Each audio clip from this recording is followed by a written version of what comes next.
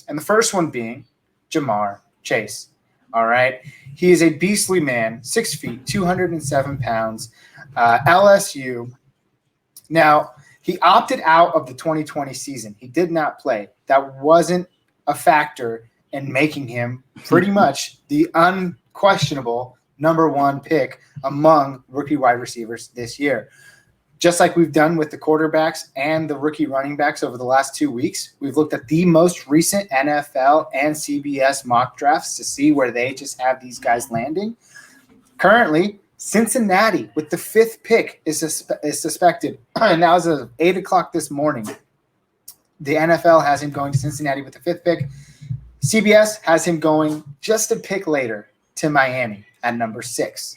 Now, Jacob, Cincy or Miami, which one, just off the bat, even if this isn't your preferred option, which one would be the better fit? Ooh, that is tough. If we're talking about just where is he going to thrive the most fantasy-wise and where is he going to put up the biggest numbers, I would say Cincinnati. I mean, I know he played he played with Joe Burrow, so obviously there's a connection there. Mm-hmm. And all the highlights I watched were with Joe Burrow because Jamar Chase sat out in 2020. So the last time he played was with Joe Burrow, and exactly. They both made it look. I don't know if you watched some of their highlights, but they both make it look so easy. Like Joe Burrow just like whoop, just like pops it to him, and it's so easy. Not going to be as easy in the NFL, but I could totally see that. That's not where I have him going. I don't have him going to either, but out of those two, Cincinnati. Well, then that's a perfect segue. Where do you have Jamar Chase going? So I'm not a mock draft expert, but I'm just looking at where everybody's drafting, right? And it's hard for us. Like I don't want to like say, oh, this team's going to trade up to the number 6 spot to get Jamar Chase. I don't want to talk about hypotheticals because anything like that can happen, right? Literally anything. Yeah. But if everything goes as is right now, I see the Detroit Lions taking him.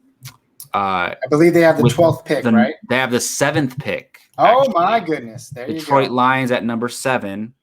And that means I have Miami passing on him, but I'll tell you why.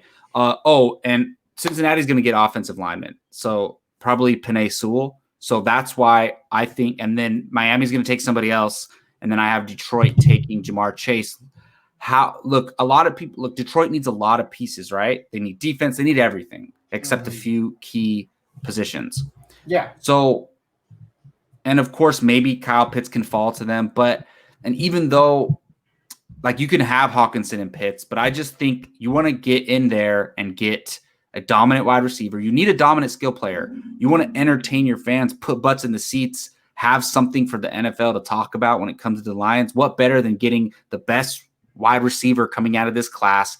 You know how many highlight plays this guy's going to have, even in Detroit, and they're going to be in shootouts. And this needs to stop the disrespect for Jared Goff. He is not some bum quarterback. He's a very talented quarterback. I'm not saying he even sniffs the top 10, not at all, but he gets so much hate ever since traded to Detroit, and he can deliver the ball to a guy like Jamar Chase. So because of the targets he's going to get, and because I think it makes sense for the Lions, I have Chase going to the Lions, and he'd be a beast there, target monster.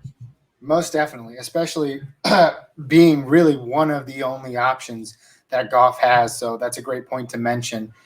I'm going to refer back. I know that you mentioned the massive O-lineman, one of the top prospects for offensive tackles going to Cincinnati. I forget his name, and the name escapes me. What was his name again? Penei Sewell. Penei Sewell, right? Yeah. So when I looked at it and I saw the mock draft, immediately between the two options, I thought, I think Cincinnati is the better option, but they are lacking. So it brought the question to mind, would I rather have Joe Burrow throwing to Jamar Chase with an awful line, right, that isn't going to be really improved if they don't invest that draft capital on somebody like who you just mentioned?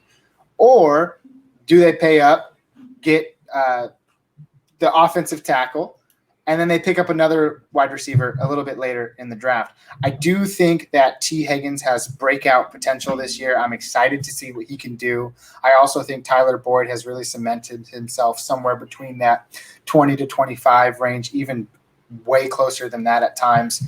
But I just think that they have a connection. You brought it up. They have a past. I love Cincinnati for this reason.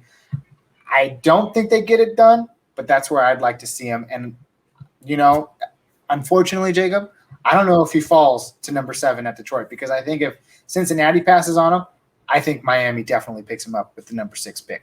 But we'll have to wait. We'll see.